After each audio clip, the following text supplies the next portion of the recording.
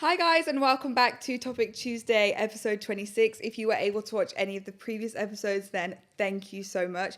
I'm super excited for today's guest and today's conversation. This is actually the first guest / conversation talking from a business and more money and entrepreneurship kind of perspective. So I'm so excited for that. Lucie, the wonderful lady here on camera, has come to join us, who is the founder of a brand called Hair Syrup. I'm sure you will have seen it. And I literally have had to bite my tongue so much since Lucie's arrived because I've got so many questions, but I'm just trying to catch it all on camera. So I'm not having Lucie repeat herself because I have so many questions that I think Lucie will be able to give us so much like insight and knowledge and power on, especially as in this day and age, I feel like everyone's trying to do something for themselves, if that makes sense, which, well, not everyone, but a lot of people are, which I think is amazing. And I think we can learn from people who are doing so well. So I'll hand the mic over to you if you just want to briefly introduce yourself. Yeah, hi. I'm Lucie. I obviously founded Hair Syrup. I'm probably that annoying girl who you're sick of seeing all over your For You page. I started Hair Syrup a few years ago when I was at university. I'm 25, but I'm just a pretty normal girl, to be honest, who's been, people expect things when they meet me, and then when they actually chat to me, the amount of times people say, my God, you're just completely normal. And I say, yeah, I am. Yeah. I'm just living life and trying to grow a business and trying to enjoy my 20s at the same time. I love that. Did you just say you're 25? Yeah. So young. And it's so funny because Lucie's social media manager and also a really great friend is here also, called Lucie. So we've got like three Lucies in the building. Obviously, that name was popular when we were all popping out. Apparently so. So first of all, I've got so much to talk to Lucie about, but I really want to get a nice flow and a nice journey and a nice story so we can all kind of follow it along. So let's take it right back before Hair Syrup, before everything, back to when you were not a little girl, but maybe in our late teens, finishing school, heading into uni. Tell us about that kind of like phase of your life, what was going on,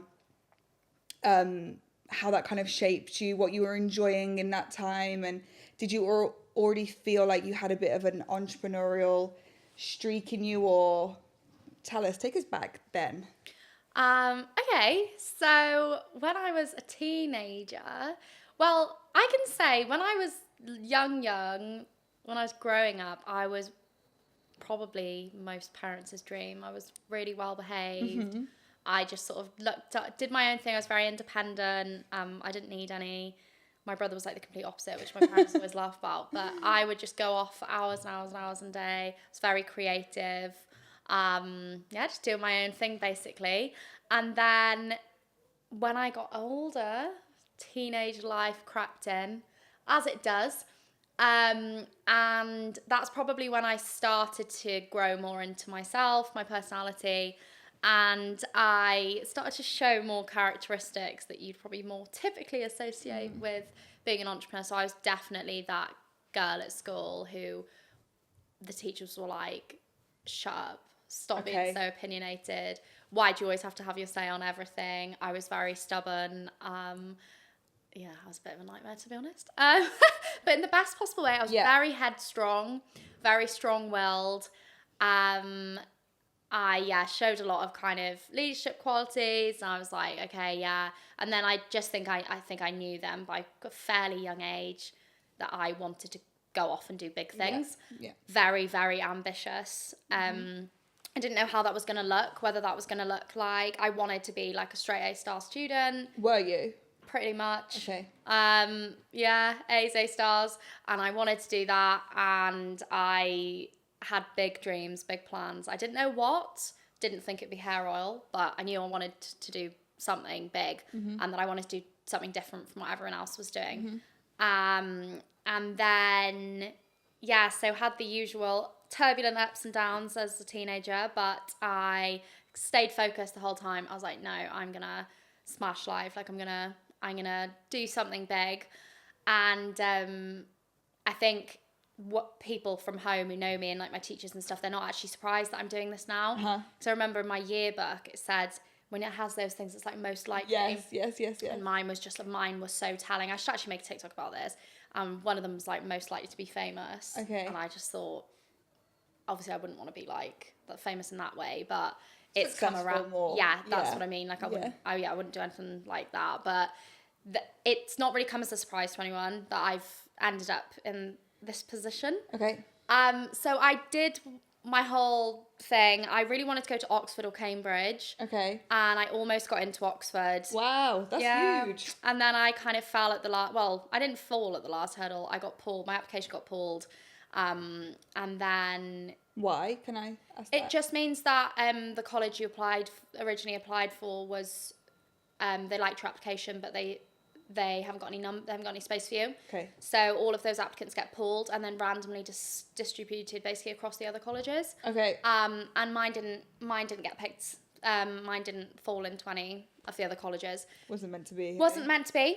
And that was probably my first thing of, I was well, it wasn't really a straight rejection, but it felt like a rejection. And I was like, okay. Yeah. And then I remember even when I was 17, I was thinking, well, that wasn't meant to be. Mm-hmm. And there was no such thing as manifestation and all of that stuff back then. But I just sort of knew instinctively, I said, okay, that wasn't meant to happen. So that's fine. I got all of my other offers from all of my other unis. And you ended up going to? I went to Warwick. Oh, yeah. So... Again, baby brain. All good. You did just tell me that about 10 minutes ago. Literally, it's around the corner. So yeah, I ended up going to Warwick. I thought it was perfect for me. Loved the course, not too far from home. But far enough so that I could, do my own thing. And so, yeah, I got the grades. I think I can't remember whatever it was, like you needed to get in 2 A stars and an A or whatever. So I got in. Amazing. And then, yeah, results day happened. And I just could not wait to move away. You were ready? Oh, God, I was born ready.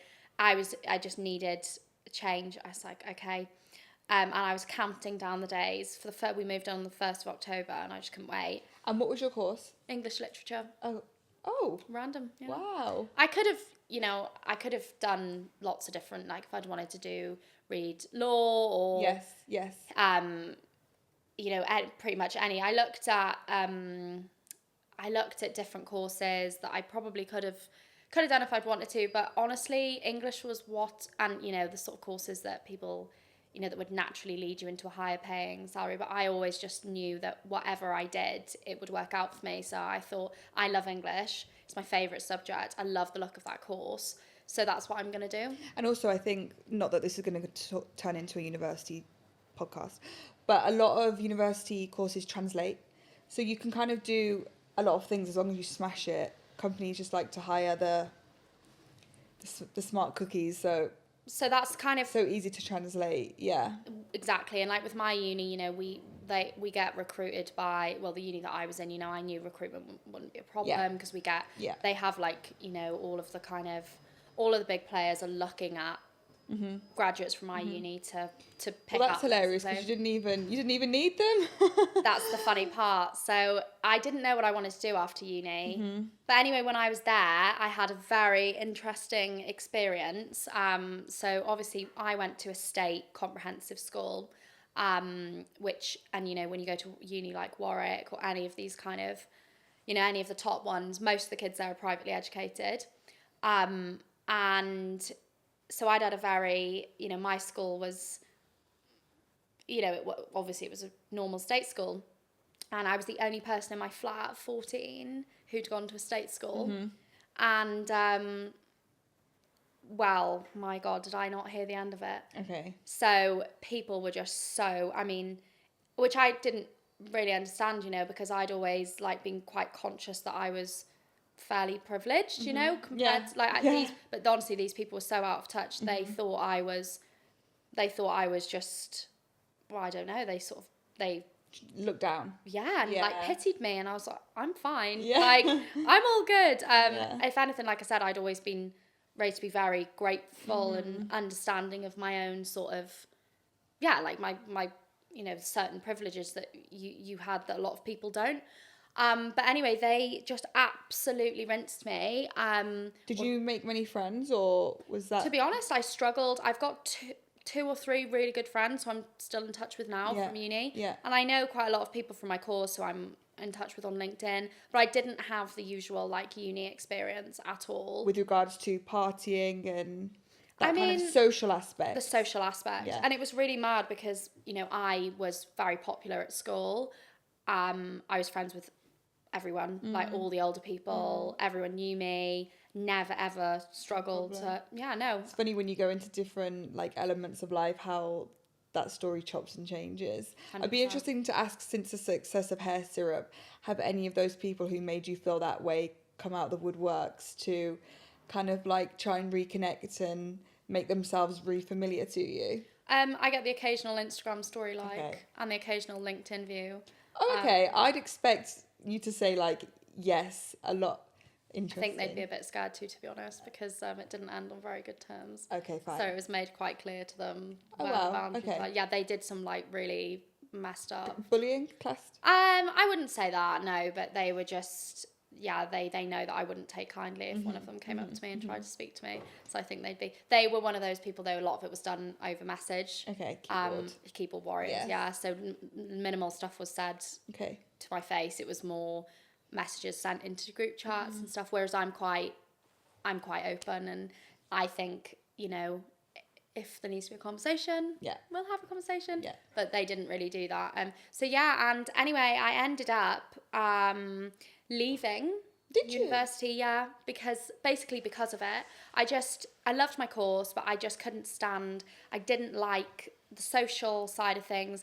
I just thought, oh my God, these people are just not, they're just not for me. They're not. So sorry about that. Yeah, it was, and you know what? Nobody speaks about this either. Everyone says uni for days, the best days of your lives. But what about for the people who aren't? And I think it's quite funny actually, because what I see a lot at uni is a lot of people go there and sort of find their people. Didn't happen for me.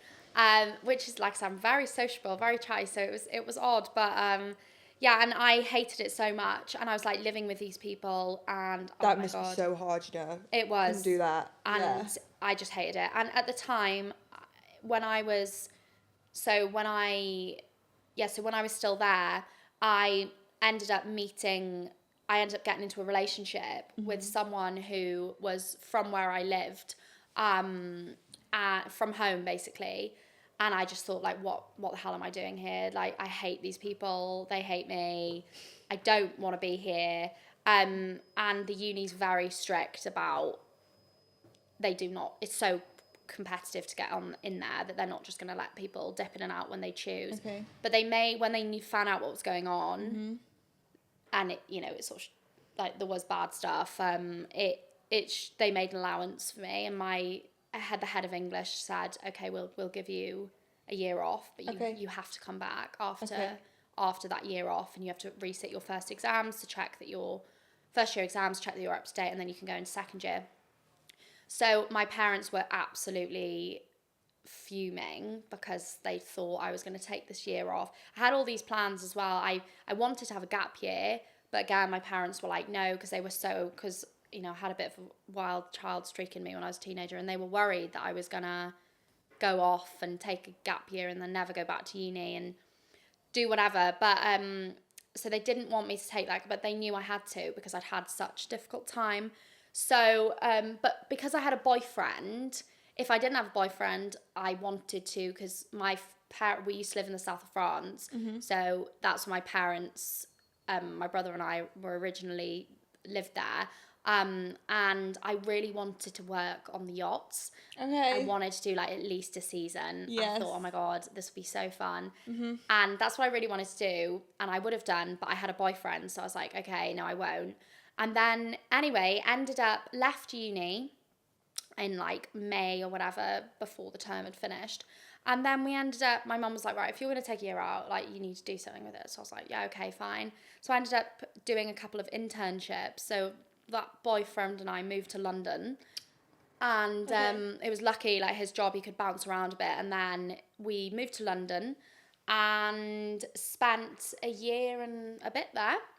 And then I worked so I did a few internships, and then I got a job, which was really exciting, and I was doing like PR, little bit of digital marketing, things like that. Nothing like what I do now. Yes. But still, and it was so fascinating. And I worked in Mayfair, and I got to wear a little, I dress like this every day for work, and I just loved it. I felt like I was living my... Did you feel like doing those jobs gave you that kind of taste as to like, okay, this could be my vibe?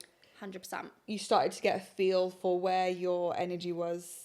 Yeah. Yeah. And I was like, I loved the whole, we did a lot of events and stuff like that, and I liked the social side of the job. Yeah. So I thought, okay, yeah. And then I thought maybe marketing PR might be something for me. I liked the PR stuff, to be honest, more than the marketing at the time. And then it's really funny how it all worked out, because like, had I got into Oxford, This is what... Yeah.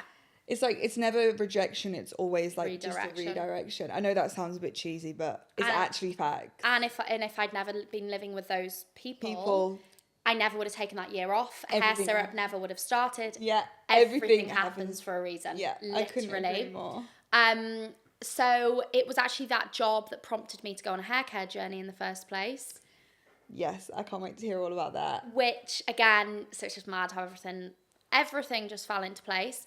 And then I re-enrolled in university then. How did that feel? Were you a bit like, oh, I don't want to do this? Or did you feel like reinvigorated to go again? So it was completely different, because I wasn't living on campus.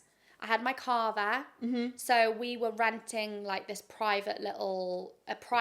it actually was an Airbnb. Okay. Like, so we rented this Airbnb. When you say we, is that you and your boyfriend? boyfriend? So the guy I was with at the time, but we rented like an Airbnb for just the term. Okay. And then we were like, once I finish, then we'll leave for the summer, and then we can come back next year or find a different place. So it worked out really well. And I loved every second of it. Oh. It was quite mad really, because I was only 19, 20 or however old I was, but I loved it. It was like, I had such a chaotic few years, like really chaotic. And then I was so calm, and I was just like, I'd go to uni for a few hours in the day. I wasn't in every day of the week. I was maybe in 3 days a week. I'd drive in, park my car, go to my lectures, come home. Everything was just bliss. Yeah. And then I could do my uni work. Like, the place I was living in was beautiful. It was this old cottage, and it was just... Home away from home. Home away from home. And after such a horrible year in first year, this was just, if it hadn't been like this, I never would have gone back to it. So yeah, that was really nice, and I was just the absolute swat of the century then when I went back in second year. I was coming into, all the others, like you're going out, you're drinking, but because I did so much that when I was a teenager, not interested. I wasn't interested. It's different now that I'm 25, because I've kind of got back into socializing in a different way. But I had a few years where I just didn't drink. I'd done so much of it when I was younger. And then I'd had that. Was it in the time that you weren't drinking when you started hair syrup? Yes. It'd be interesting to like know your thoughts on that as well, and how those sober, I say sober like you're a freaking alcoholic. No, but how sober years shaped the mental. Do you know what I mean? 100%. So that definitely played a role. So whilst everyone else was like out partying, living life, and I'm not judging, because I did absolutely not. No judgment. I was basically just living at home, living a really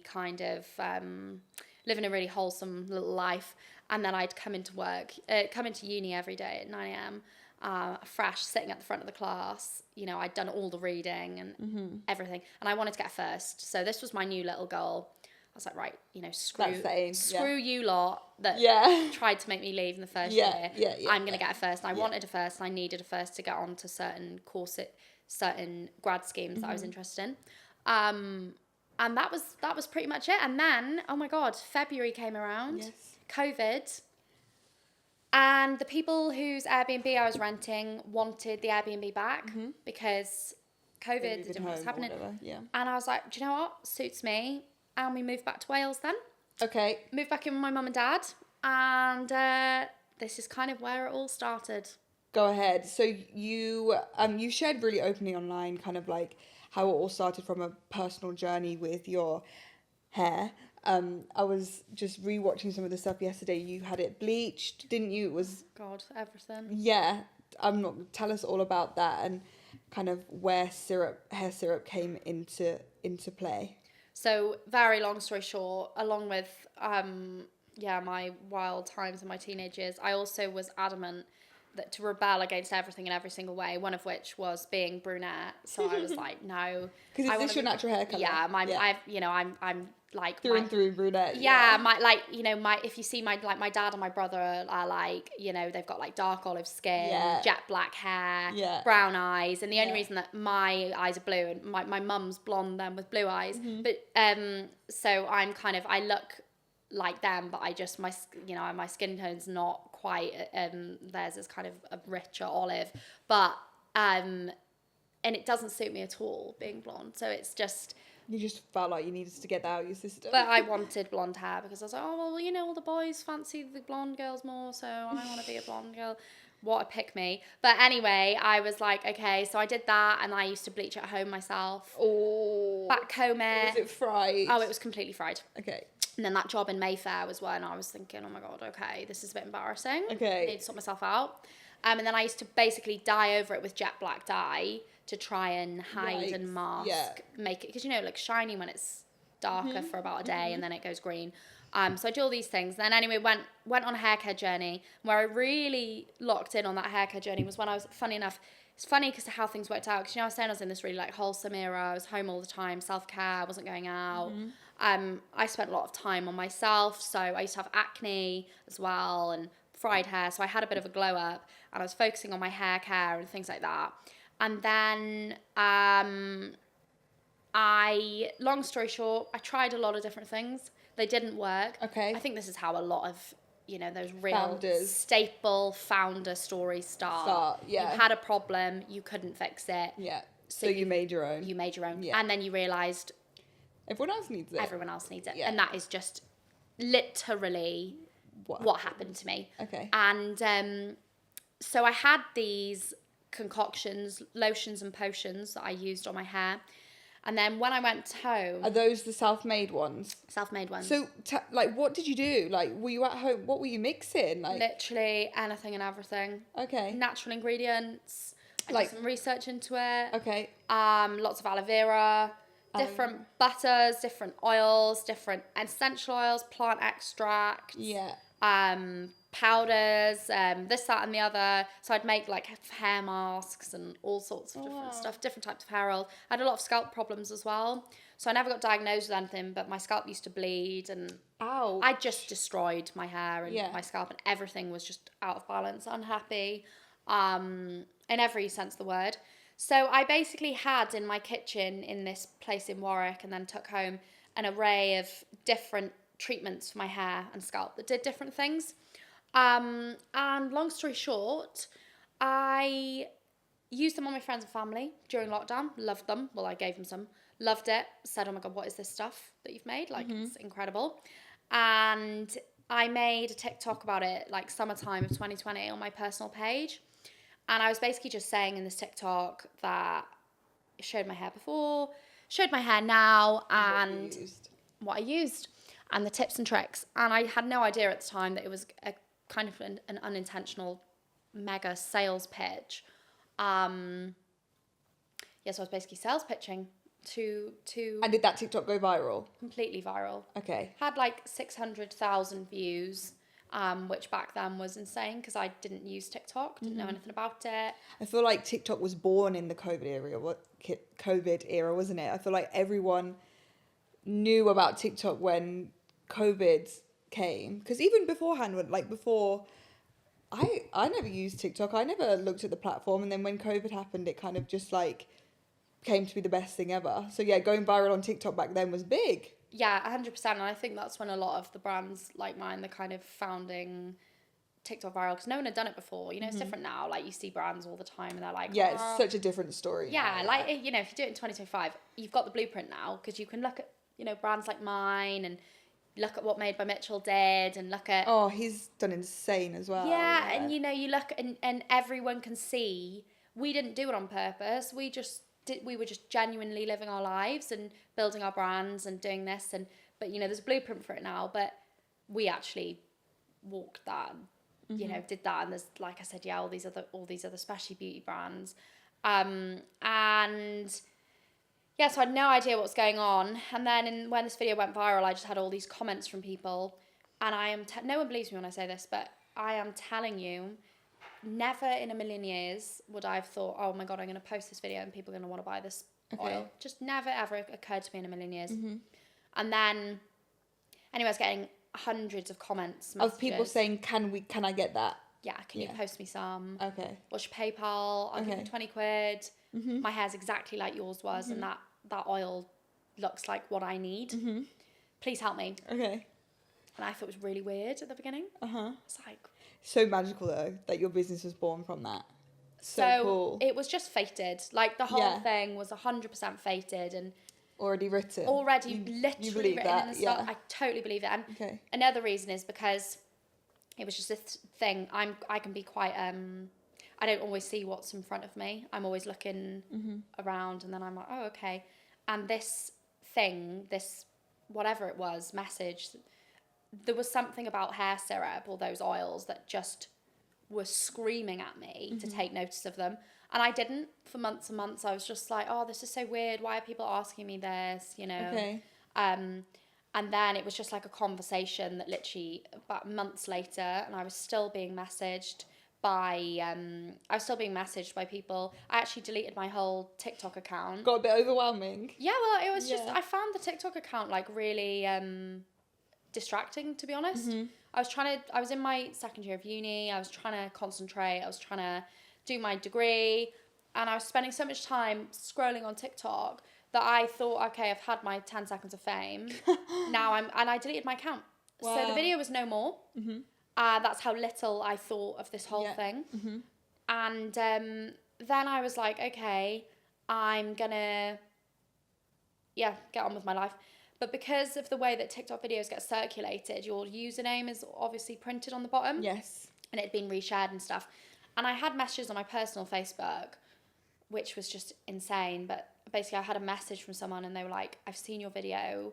Couldn't find you on TikTok, so I found you on Facebook. And I was like, oh my God, what? You've hunted me down. And this girl was just funny, like, I'm so desperate. I've had a hair disaster during lockdown. Please help me. And also I think for women, hair is such a sensitive subject. No matter what you go through, whether it's like postpartum hair loss or as you spoke about, you've just completely damaged your hair. It's such a sensitive matter to us women. And when we go through it, it's like we will do anything for anybody's help. So people are going to hunt you down and find you. And found me, they did. So it was just this, and it has a really big effect on people's confidence and stuff. 100% is huge. And it was when I got that message and she was like really upset, I thought, oh my God. And I was like, I remember feeling like that. And then anyway, it was just this conversation of sort of, well, maybe you could sell that. And I said, no, don't be ridiculous. I can't sell hair oils. I was like, oh, well, why not? Who is this talking to? This was the guy I was with at the time. Okay. So we were obviously living, but we were in lockdown. So the only person who I told or spoke to, and so he just said, oh, well, go for it, why not? And I said, really? And he said, yeah, you can't work. I'd always had a job since I was 13. Yeah. He's like, oh, it'd be fun. You'd enjoy something like that. And I thought, do you know what? Actually, I would. Like, I love arts and crafts and things like that. So he's like, and I said, oh, but at the time, I thought that in my head, but at the time I just said, no, I'm not doing that. I said, oh yeah, but that would be funny though if I sold that. But his perspective on it was, well, you had to make these because you couldn't find anything. So someone else must need them, yeah. So there's a gap in the market. Yeah. He was just really logical about it. But anyway, and the seed had just sort of been planted. And then I obsessed over it for a little while, thought about it every day. Okay. Thought, oh my God, imagine. Looked online, place like Etsy. People sell handmade skincare, handmade hair care, handmade shampoo bars. I thought, well, if they're doing it, why can't I do it? Looked into the legal side of things. And again, it was this thing of, well, actually, people bake cakes at home. Food, they handle food at home. If you can handle food at home, surely you can handle hair oils. Yeah. And so I eventually, after God knows how many months of mulling this over, I was like, yeah, I'm going to do this. And I come up with the name Hair Syrup, which was obviously probably the magical moment. Yes. And was that, did anything inspire you for that? Or was it just like more of a logical, that name works for me? I just thought syrup sounds nicer than oil. Yeah. Thought it sounded... Isn't it mad how like some businesses are just made from like, or like names, which I think are so important when it comes to a brand, can just come from like the most simple thought process. And I was like, and the oils, and you can still see that now when you use hair syrup, they're thicker. They are. I've used it. Yeah. Yeah, so they are different to normal. It's like a syrup. It is like syrup. It is. Especially ones like Rapunzel. They are thick. And it's not like just a normal hair oil. It doesn't run. Exactly. It more like gels oozes or out. oozes. Yeah. Exactly. So I noticed that about even the early day, the formulas are completely different now. Are they? Yeah, to what we saw back then. But even back then, there was a clear difference. I thought they're much more thicker, they're more viscous. So I was like, okay. And I said, it's more like and I thought this all in my head. I thought it's almost more like a syrup. I thought a hair syrup. And I was logical enough to check to see if there was any other brands. No one else was called hair syrup. Did you trademark it then? No. Okay. I didn't know how to trademark anything. Everything that business books tell you to do, I think I did the complete opposite. Again, which is how, look at how Facebook was founded. Like, I didn't do the whole, let me register myself on Company's House and find myself an accountant and do a 3-year plan and wonder how I'm going to exit. Like, no. I was just like, I don't even know if I'm going to make any money here. Okay. This could be fun. Let's give it a go. And then I went into my parents' living room because I knew that I'd have to do it from their home. And I said, okay, so I've had a bit of an idea. And they were like, what? I'll have to do a whole podcast on this one day because this is just an era, my parents and their involvement in hair syrup. But anyway, they were like, what? And they could just tell that I was up to probably no good. And I said, well, those hair oils that I use, and my parents used them. So my brother's fiance. Yeah. I said, I'm thinking about selling them. Oh my God, well. They weren't on it? No. No, they just thought it was the most ridiculous thing ever. Yeah, ridiculous. They were like, what are you talking about, Lucy? Go away. This is just completely ridiculous. Okay. You can't sell hair oils. I was like, no, I can. I've looked into it. And they were like, can you just finish your degree and like just focus, not cause any trouble, and can you just finish your degree and be normal and not do anything weird? Like, you're nearly there. They kept saying to me, you're nearly there. Finish your degree and then you can go off on a tangent. And I was like, why are you making such a big deal out of it? I said, I'm just going to want to sell a few hair oils on Etsy. Like, why are you making such a big thing? Do you know what's really funny though? I sometimes think with certain characters, when people say no, it makes you want to do it more. I'm getting that vibe from you. That was 100% what happened. They said... Well, thank God they said don't do it. And they didn't show support because maybe... I am so happy that I had no support from my parents because...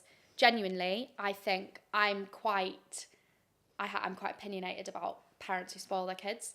And yeah, not that I have kids, so who am I to judge? But I think the word spoiling is interesting itself because you do spoil, and you spoil people's, from my perspective, I think you spoil people's resilience, tenacity. Yeah, they don't have that. So I'm actually really, really glad that I had no support from my parents. They were actually dead against it. They were like, you are not doing this in our house. And I was like, well, watch me. Okay. And we had a big row about it, and I was crying. And anyway, I was like, I'll do whatever I want. You can't tell me what to do. And they're like, well, we can because you're in our house. And I was like, well, you can't make me leave. Like, we're in COVID. So we had this huge thing about it. And lo and behold, the next day, Amazon Prime delivery arrives, a box full of boxes, all your bits to go, and they were just glaring at me, and I was like, walking, parading it through the kitchen, and I kind of commandeered their conservatory then, but yeah, I'm really glad that they didn't approve or give me any support because I genuinely think that I could not have built the business the way I have if I'd relied on them for anything at the beginning. Like, I don't rely on anything. Like, my business now, I just have this attitude of I can solve any problem.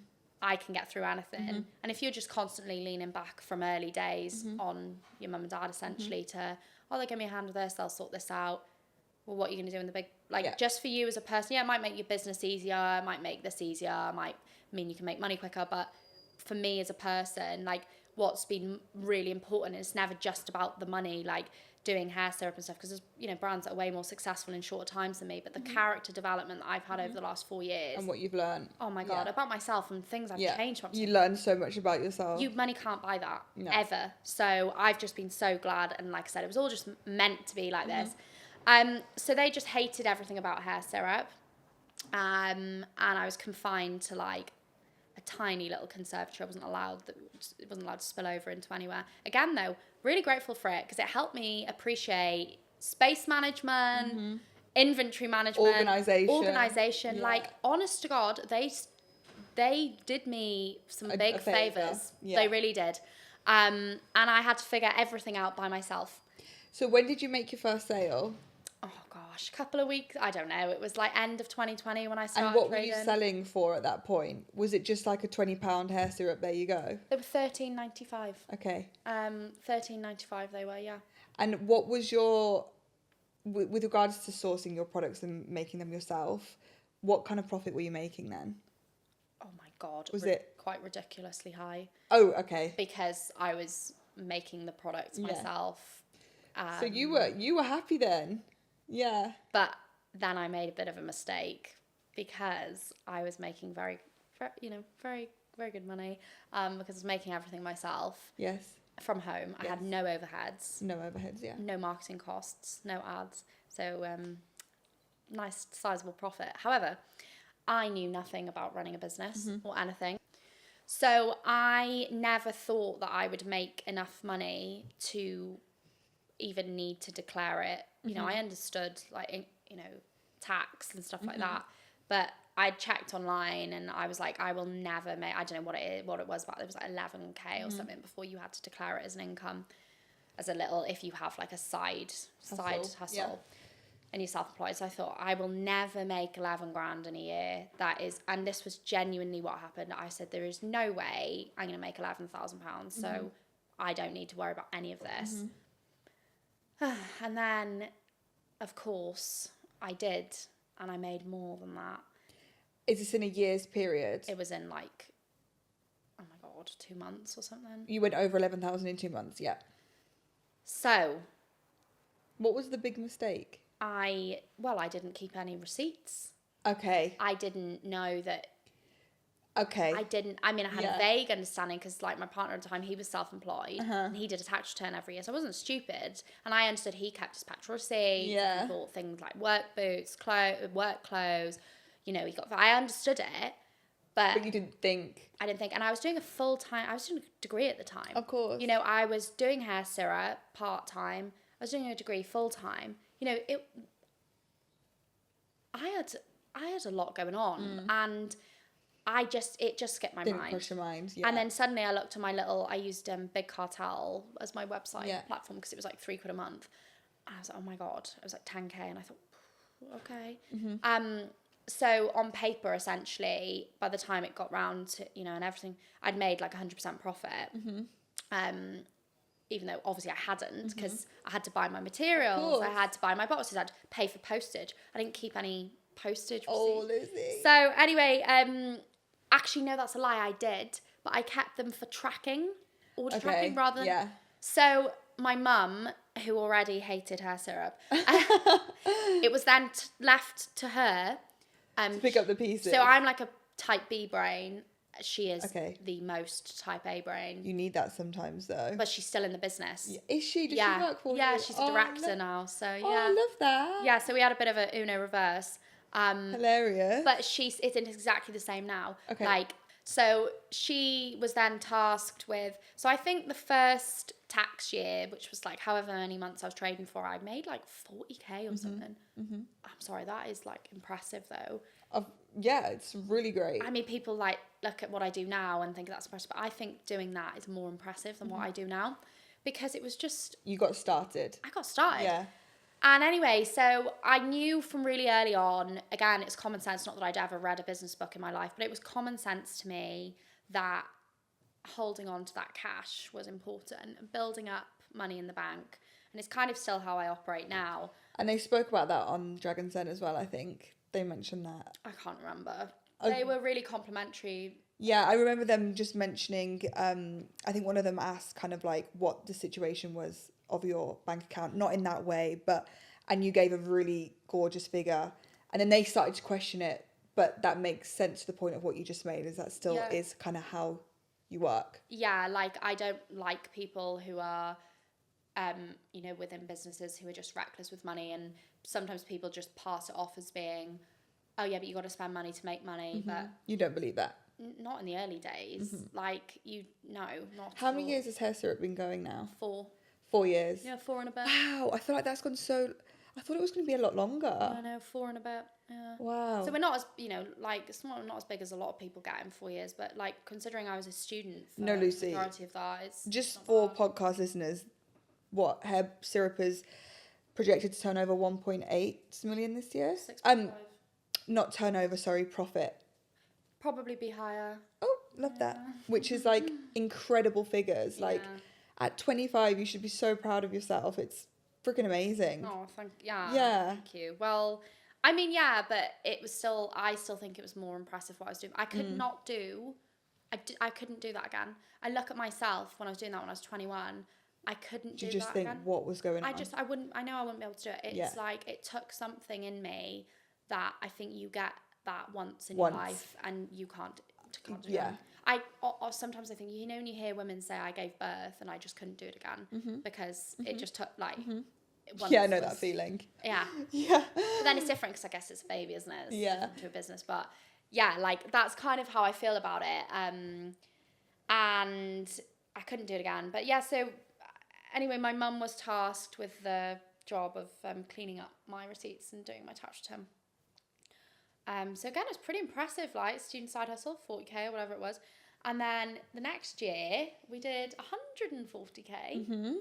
But we were, all that money pretty much I spent, well, a lot of the money that I took as like a salary. So I've always paid myself as well. Again, controversial, but why are you running a business if you're not looking after your personal finances at the same time? Anything can happen to the business, so look after yourself. So yeah, I always paid myself, but my wages were just going straight. We were renovating a house at the time, so my wages were just kind of going straight on that. And then this is when things started going a little bit crazy. Was 2022. Got approached by some retailers. Yeah. And this is when my mum really drew the line, because she was like, "You've defied me on every other way. You're not gonna defy me doing this," because she'd said, I'd said, "Oh, you know, had this meeting with a retailer," which I probably shouldn't have had, but anyway, I did, and I totally bluffed. Can I ask who the retailer was? Do you know, I'd rather not say. Okay. If that's all good. Yeah, of course. Because I didn't end up working with them. Of course. Yeah, if that's all good. But yeah, so it was an e-com retailer. Okay. Who was interested in stocking hair syrup. Okay. And I had a meeting with them. Oh, so funny. I was like 22. I was such a chancer.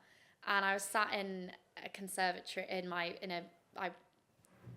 managed to get into one of the spare rooms in the house, and kind of made me look like I had some sort of professional area. Background. Yeah. And they were talking to me on the phone, and they were saying, oh, you know, talking about Euro pallets and goods in, goods out, and oh my God, I don't even know what they're called anymore.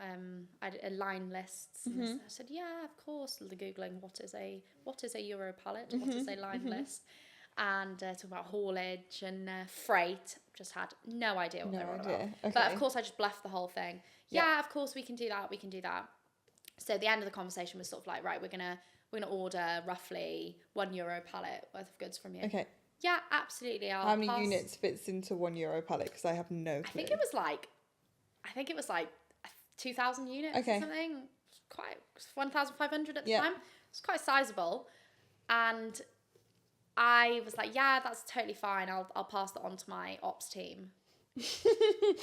Ops team. I.e. you.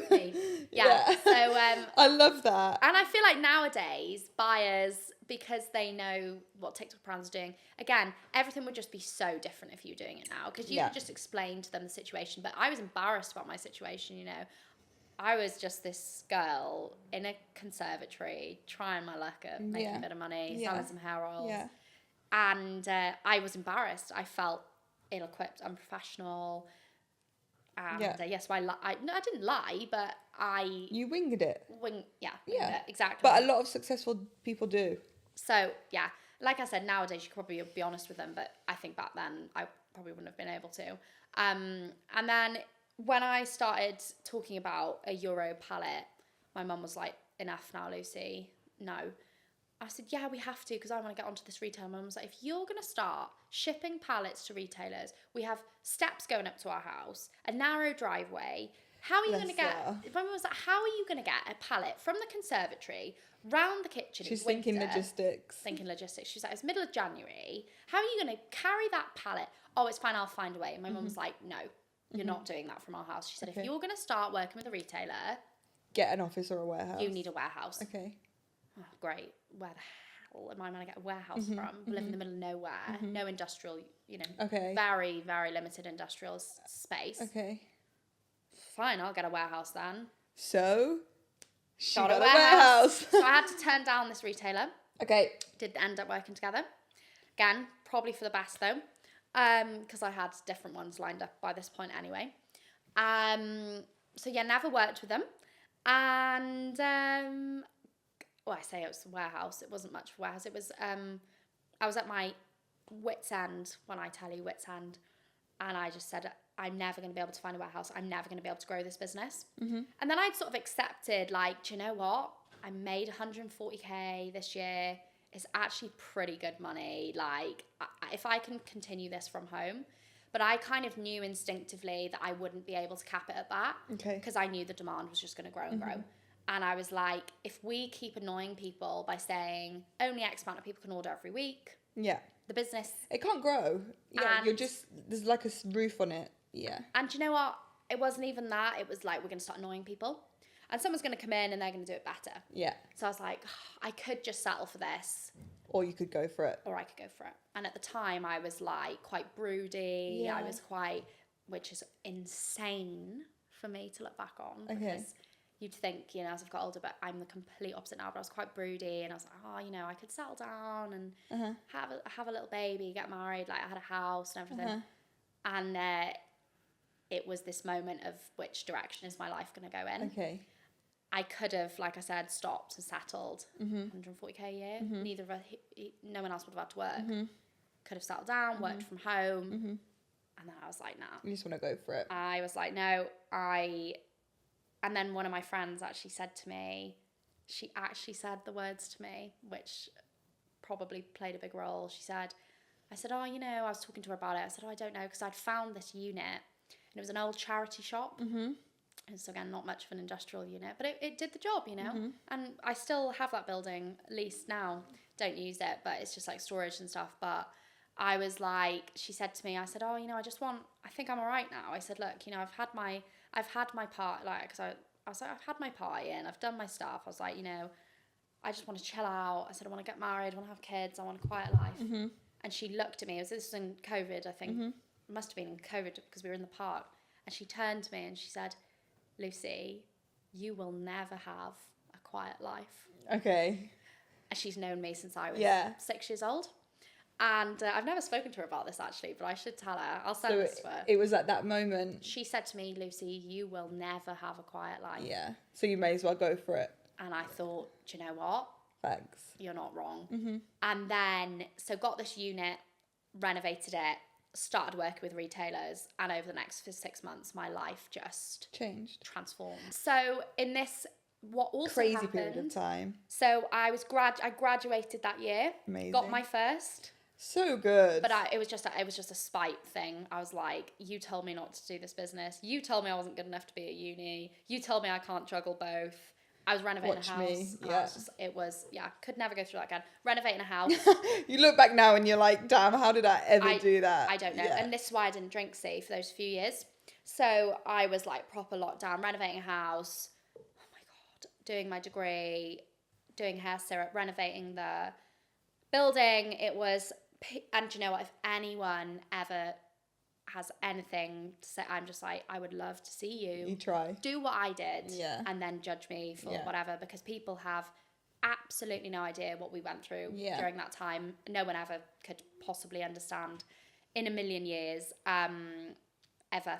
And I just everything about my life transformed. I had like 6 staff. This How many building. staff do you have now? We had a lot more at one point, but we've refined the team down now to 14. Okay, and why did you refine it down? Because it's unnecessary to have that many staff. Okay. We weren't operating Just very more efficiently. Fine-tuning. Fine-tuning, yeah. And, everyone goes through a stage of overstaffing.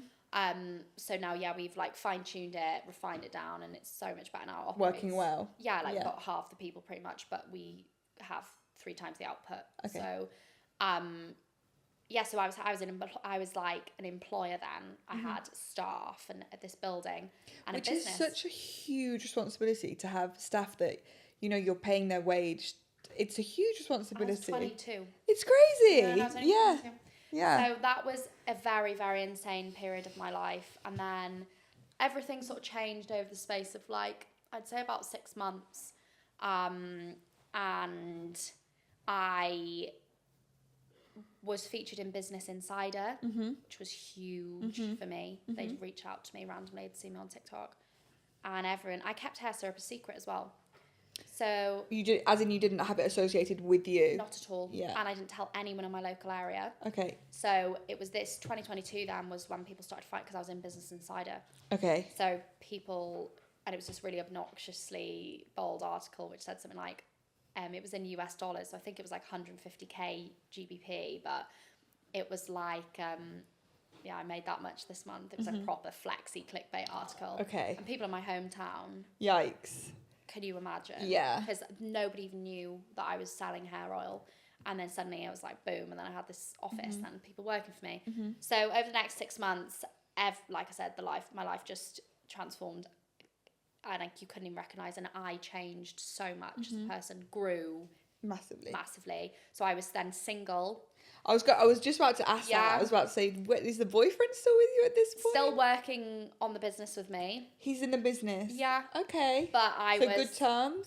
Oh yeah. Like we ran it together. So yeah, over those 6 months, everything just sort of completely changed. I changed. The business changed. We went from 140,000 a year to we made 1.4 mil. So had a 967%. Which is just insane. Yeah, that was insane. And was TikTok a huge driver of that? That's because of TikTok Shop. Because of TikTok Shop. So TikTok Shop came around. TikTok Shop has changed so many people's lives. It's actually mad. So it wouldn't have happened without that. But once we got on TikTok Shop, we were one of the first. So they chose 20 brands to go on, like a pilot scheme, and I was chosen. And that's why I made so much money that year. Wow. Yeah. That's insane. So that happened. And then I changed so much just in my personal life. So like I moved out of home. I was single for the first time since I was 18. But we were still running the business together. So he kind of came on board full time towards the end of 2022. Like left as a job, came on board full time. So we weren't together. But then by this point, we needed another building. So what ended up happening was he looked after one building, I looked after the other. So he did all of because we do production in-house. So we don't make the product, but we fill bottles. Okay. So he basically did production, things like all of because we started onboarding loads of retailers as well. Okay. So once one retailer got you, the others want you, and everyone comes out. So he was doing all of that, and I was basically looking after. So we have like an in-house 3PL, we fulfill our own orders. So I did all of that stuff. It was just me doing all the marketing, and then. But you love that part of it, obviously, that you got from your internships the previous years. Exactly. So the girls, and it did become split. It was like the girls working under me, the boys working under him, and that worked very well. We absolutely smashed it, to be fair, like just between the two of us, and neither of us had any experience, never run a business. He'd worked on a building site for 10 years, and then suddenly it was like, help me grow a hair oil brand. Yeah. And he didn't use any social media, so he was like, what the hell, yeah. But somehow we took just literally my mum wasn't even on board. She was doing like a couple of hours a week for us, and somehow between the two of us, we took a 140 grand a year business, and we turned it into a 4.5 million pound turnover business. Incredible. With no help. It's different now for me because I know a lot of people. I've networked a lot. Yes. I've met a lot Things of have people. changed. Things have Yeah. changed, you know, and I've got people who I can ring if something goes wrong. I need advice, but this is why it kind of didn't work very well, really, because when you have a partnership, you just rely on each other, like within a business. Yes. And then when he left, Yeah. and I was by myself, that's when the real growth started coming, because I was looking around and I was going, I don't have anyone. Like, not that he had the answers to things, but it was someone to lean on. And then when he was gone, I was literally by myself. I didn't have any friends who had businesses. I very much kept myself to myself. I never networked. I didn't go to events. I didn't do anything like that. It was just like the two of us just doing this thing in Pembrokeshire and Southwest Wales. I never left Pembrokeshire. I was just head in the business. The sands, literally.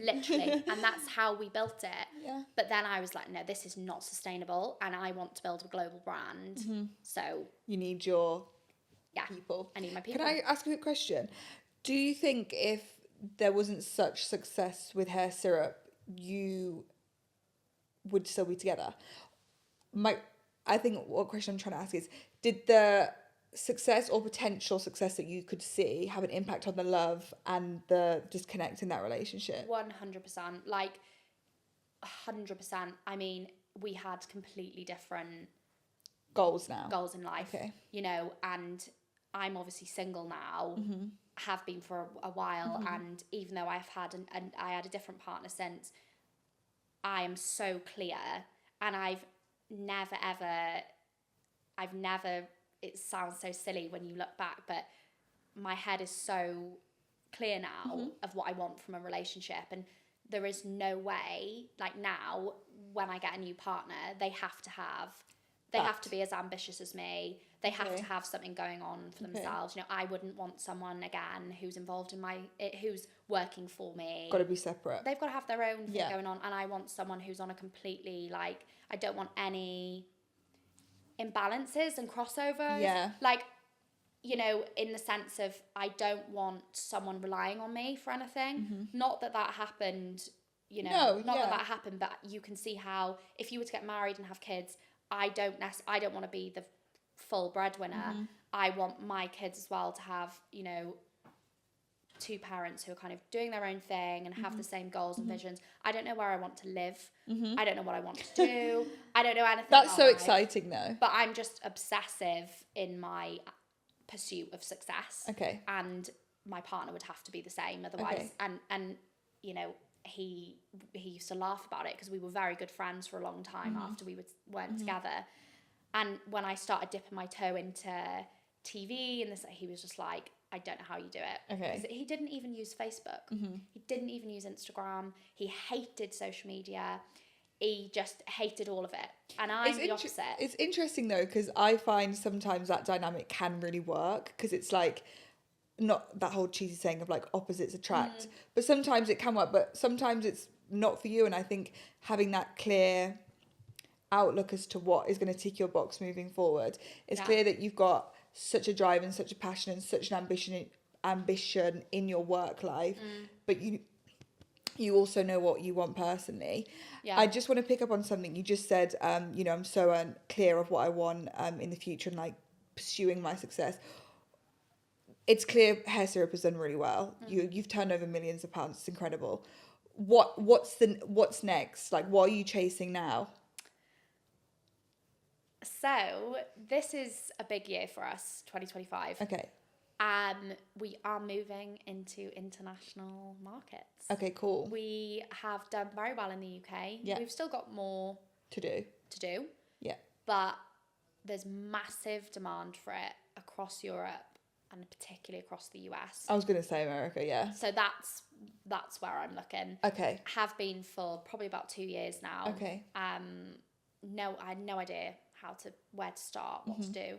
But we're actually in the process of setting up a US entity. Okay, cool. So we think it's going to land and explode. Okay, cool. That's our goal. And that's what is probably going to happen. And that's going to be our biggest market.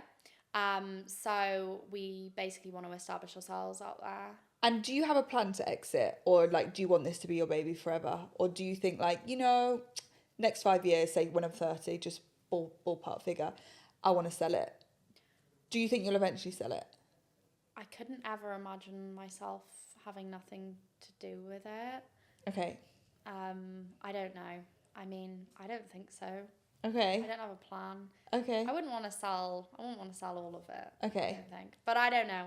I don't like talking about exits because I just don't know what's happening next week. Of course. That is just life of an entrepreneur. You literally don't know what's going to happen next week. And the thing is, I've got so much I want to do through hair syrup. It's not just cool.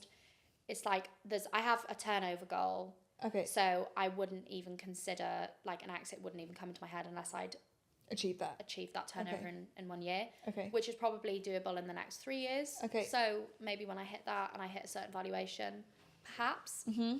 But it's not so much about the money. No, of course. I just have to say that you've got such a sellable business. It's mad. Like, do you know what I mean? What you created is so freaking sellable. I know. That if you ever did want to, you'll be laughing. I know, but then there's so much I want to, like, I get a lot of opportunities through hair syrup.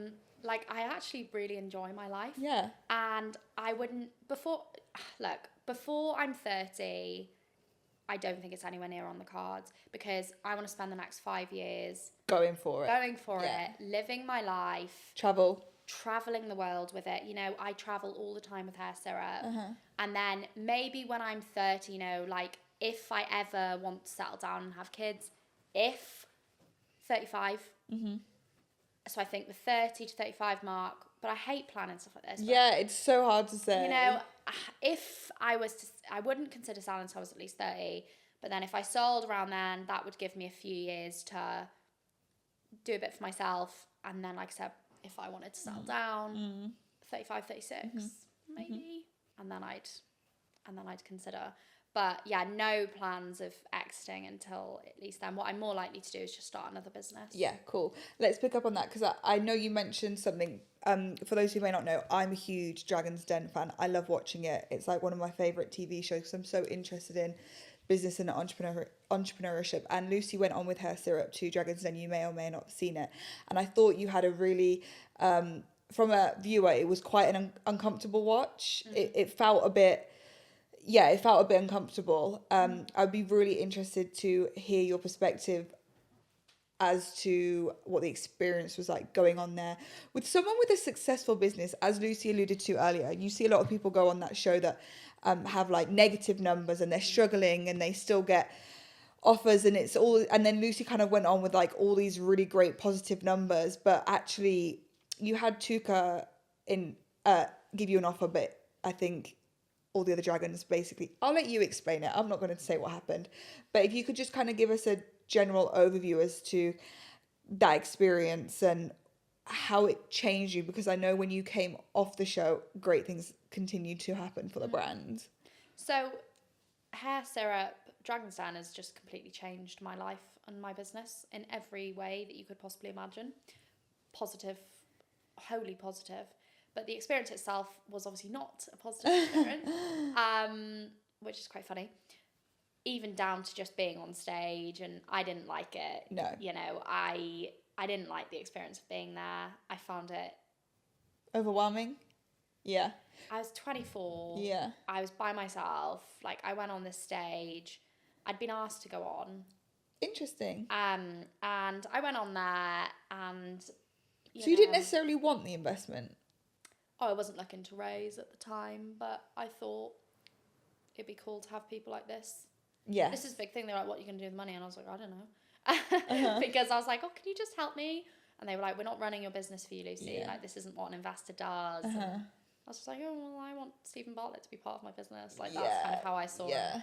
But I went on. I was quite ill prepared. I learned my script like the night before because the business had a really shit year last year. Okay. For many reasons, and I had possibly the worst year of my life in 2024 so far. And when I went on Dragon's Den, I wasn't going on there. Some people rehearse for months and months.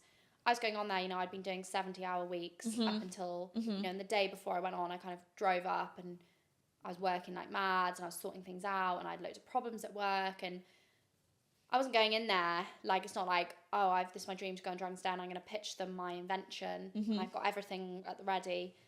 You know, I was going in there, I was already in a bit of a bad place, and then I didn't have a great experience inside because I didn't get any investment, didn't get any offers, and... You got one offer, but you were advised by all of them to say no, and then he kind of awkwardly took it back because he could tell you were uncomfortable. Yeah, I mean, a lot of stuff goes on behind the scenes. I was going to say it's like reality TV almost. It's exactly like reality. You know, I always cringe now when I see people troll Love Islanders because I'm like, I'm sorry, mate, but they are in there for 24 hours. Yeah. You see. Was it similar with the den? Yeah. I was in there for 3.5 hours. No. Yeah. Shut up. And it was, you know, it's an 18-minute segment. You were in there for 3.5 hours? On the stage, yeah.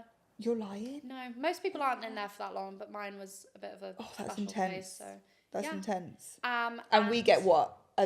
15 minutes, and it's chopped, and you know, chopped and changed. And you don't see you don't see what really, you know, gets said, and this is why everyone was like, oh, you know, someone actually said to me, oh my god, like, you started off so well and then you bottled it. Okay. And I said, bottled it? I was like, it's like, yeah, how did you just slightly fell out? And I said, yeah, because I've been in there for 3 hours, mate. Exhausted. That's what I said. I said I was exhausted. I was exhausted. But how did you start so strong and confident? I was like, because I've just been grilled for 3 hours. Like, I would love to see you stand on that stage. Yeah. And I was like, it is a mind boggle 100%. when you're on there. They are trying to, they get into the bottom of things and they're trying to suss you out, and it feels like a bit of an interrogation. Yeah. And at some points I'd say things and they'd say, you sure? And I would be like, yeah. And then they'd say, we don't seem sure. Oh. And then I'd say, okay.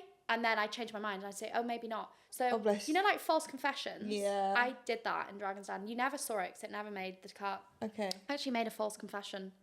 Okay. Because they didn't believe me. They asked me how much money I had in my bank account. Yeah. And I told them. And they were like, that's physically impossible. They were like working out all these maths on their page. And I knew because I'd had a meeting with my accountant like 3 days before. Or my financial advisor, because they prepped me before I went on Dragon's Den. Anyway, they didn't believe me. They said, that's not possible. And I was like, they said, you've only turned over this much. But of course, I'd been compiling this money year on year. And I said, well, that's how much I've got in my bank. Anyway, to a point where I ended up pulling a random figure off the top of my head. Because they said, well, if you've made that up, then what's the real one? And I was like... Freaking hell. So I ended up fully saying a random number that was like half of what I'd given before. And they were like, oh, okay, yeah, that probably sounds more plausible. And it wasn't. The original amount was correct. What I'd said. But it was like, it's such a high... They didn't do it on purpose, but like it's such a high-pressured environment. And this is why they can't show things like that, though, because factually, that's incorrect. So if they'd aired that... it would have been like, well, actually, factually, that's not true because I don't have X amount in my bank. So they wouldn't have been able to air it, but... that's what went on behind the scenes. Yes, things like that. And my mind was just, you hear me say at some point on Dragon's Den in the episode, I'm like, my head's fried. Yeah, I remember. And my head was fried. Right, yeah. And it's not because, you know, I'm so thick and stupid and I didn't understand the questions they were asking. It's because I'd been in there for 3.5 hours.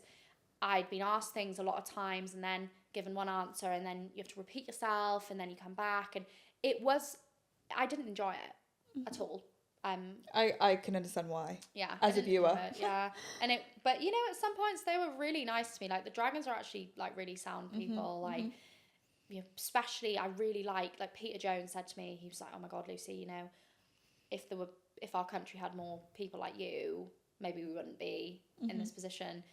But you didn't see a lot of the really nice stuff they said to me. Like Stephen is just a legend. Like he messages me. Yeah. Like he messages me to check in.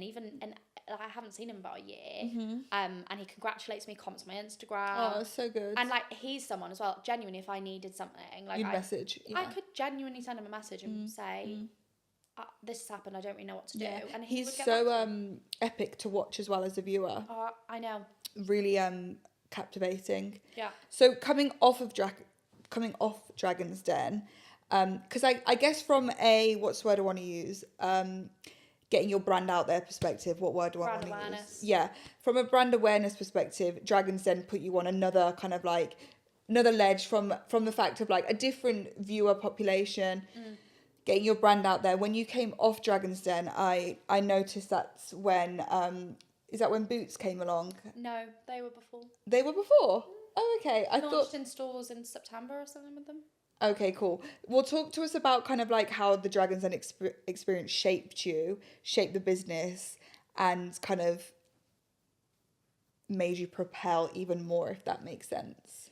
So I think it was less about the experience on Dragon's Den, that because loads of people go on Dragon's Den, and do you know any? The only people I know who went on Dragon's Den were Fussy deodorant, Regularly Sauce. I don't actually remember Many.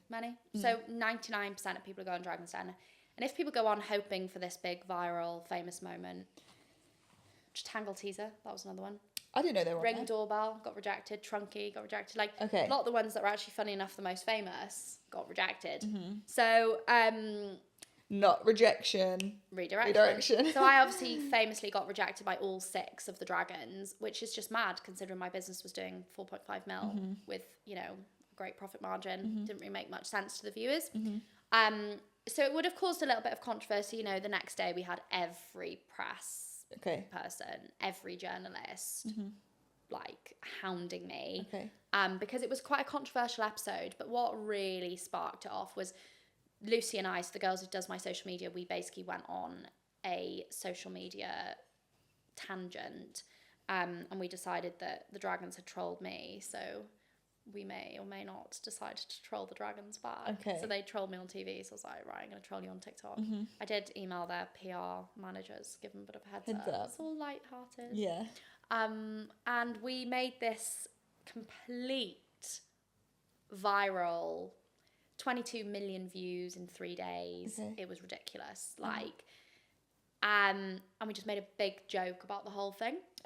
And started making comical content, and people just ate it up.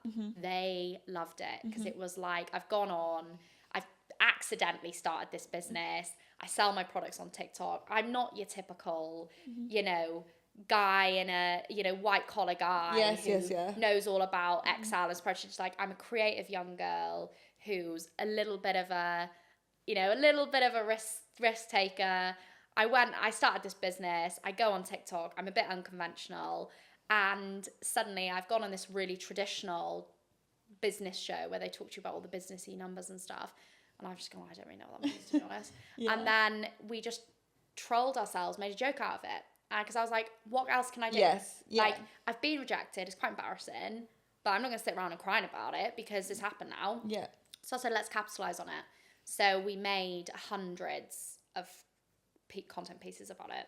And that is what got people's attention. It was how we dealt with the rejection, not the episode of the rejection itself.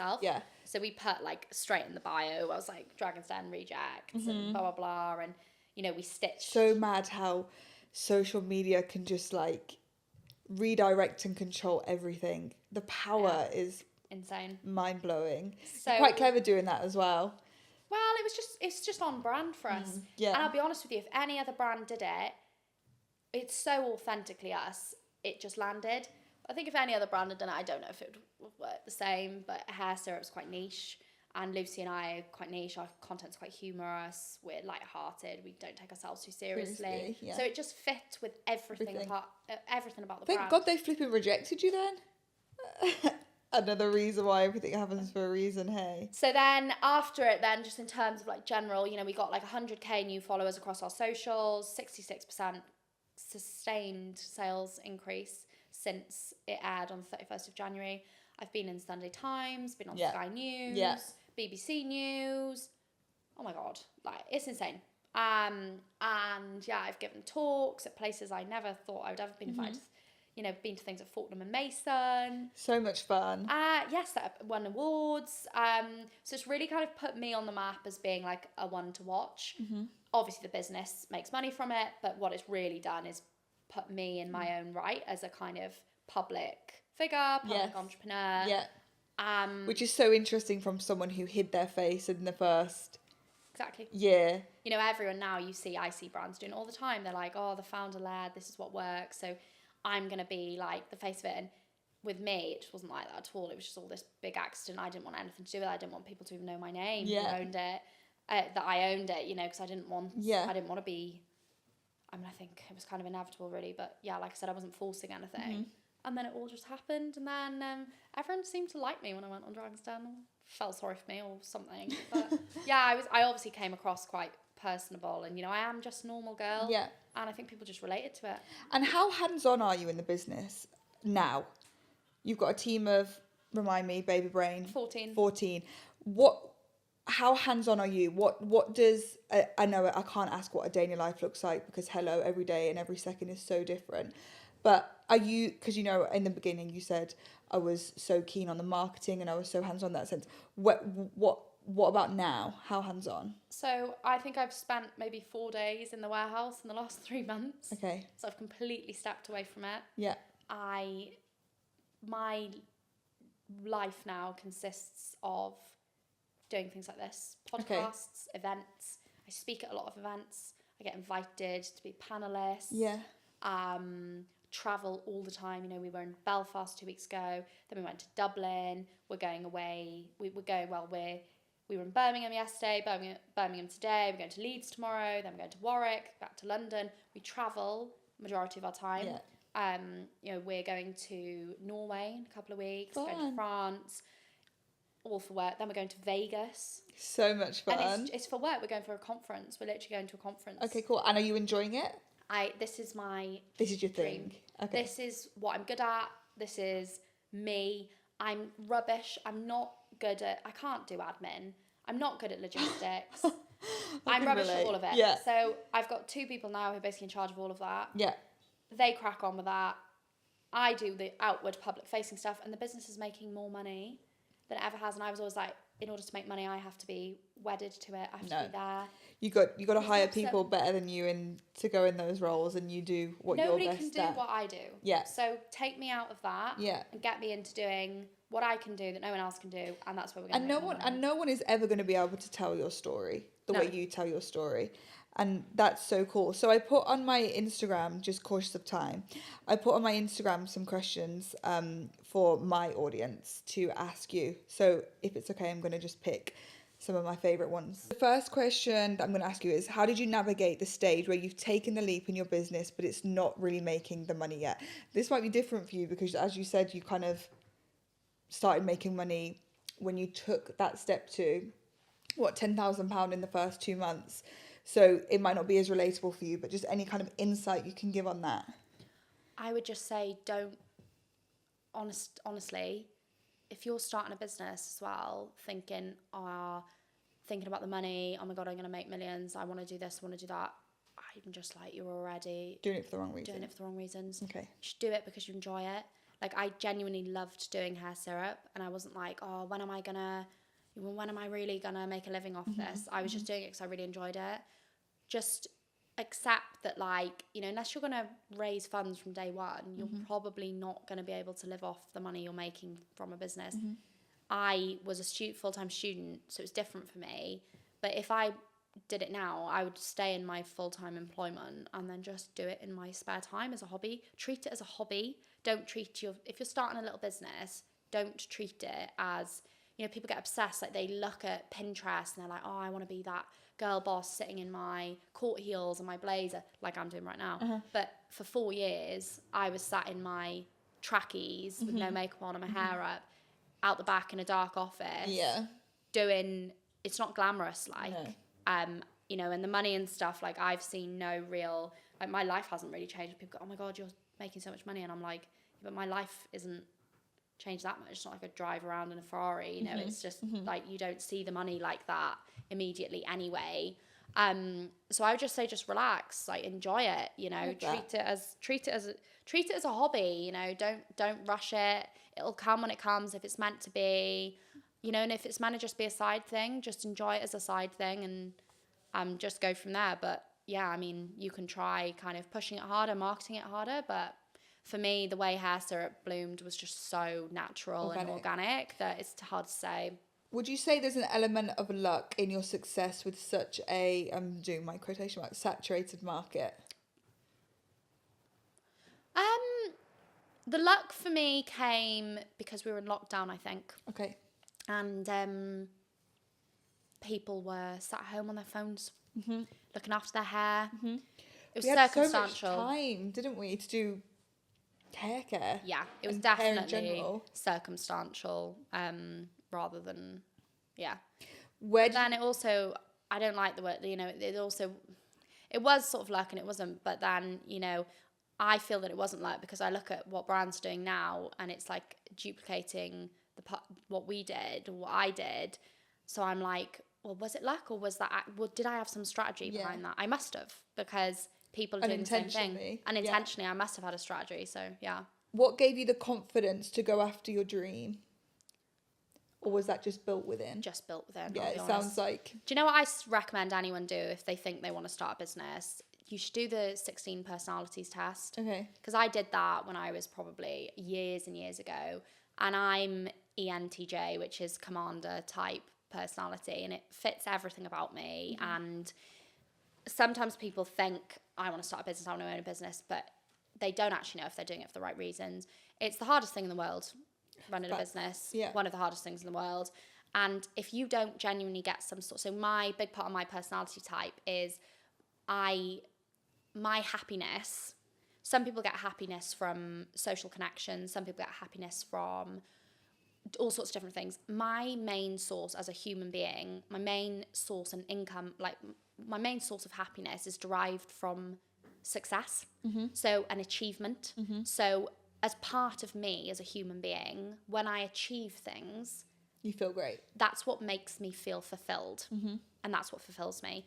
And that's why it fits so well for me. So do that test. I would say it's free, and just learn more about yourself. And that's how I knew intuitively again that it was a good fit for me, because I was like, it's who I am as a person. So just check your motives, Strengths. and your strengths, and is it going to play to yours? How did you go about sourcing the ingredients you needed? Online. All online. All online, yeah. Was it easy?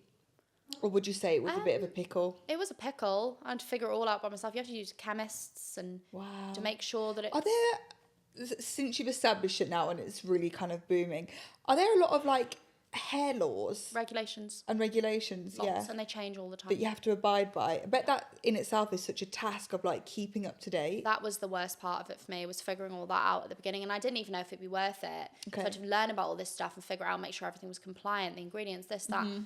I didn't even know if I was going to make a penny. I didn't know if I'd sell one bottle. But this is what I mean. When you have that instinctual drive of like, I'm going to do something and I want to, and it's just this, like I said, a drive, then it doesn't matter and you'll just do it anyway. Love that. What advice would you give to someone who wants to start a business but doesn't know a thing about business? I feel like you've answered this within the whole podcast, but if you want to give a one-liner.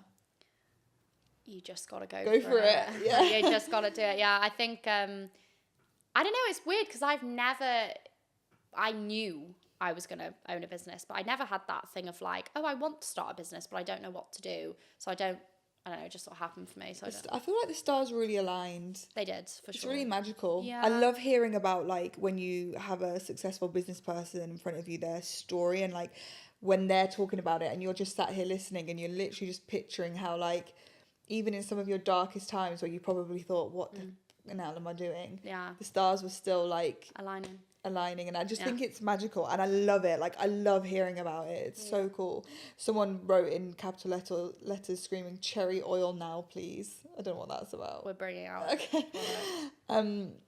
How did you build up the courage to just do it and not be held back by fear or judgment? Because I think that stops a lot of people.